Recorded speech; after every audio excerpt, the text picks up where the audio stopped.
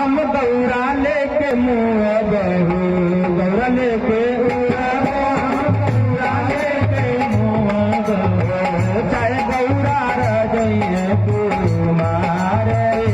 माई चाहे गौरा रजइए कुमारे माई चाहे बेटी रजइए कुमारे माई चाहे बेटी रजइए कुमारे हरि बोल प्रेम से शंकर भगवान की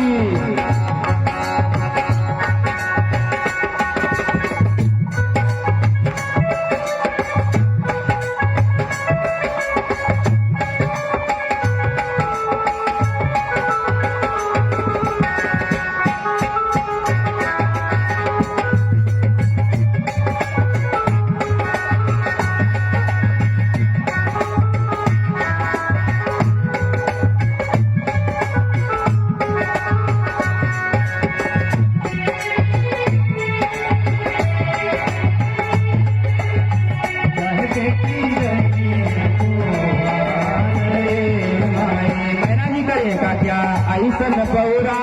बरसे गौरा ना पिया ऐसन बौरा बरसे गौरा ना पिया ऐसन बौरा बरसे गौरा ना पिया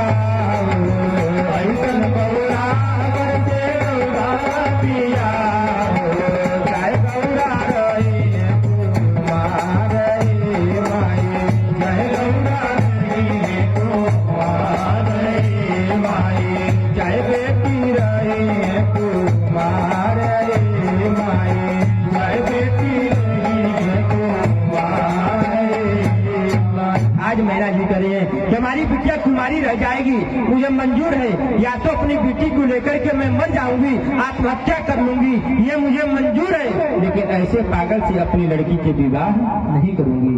आप समझिए बहुत प्रकार से समझा बुझा करके पार्वती जी की विवाह भगवान शंकर से कराया गया। विदा हो करके आ गई और जैसे मैया पार्वती जी कैलाश पर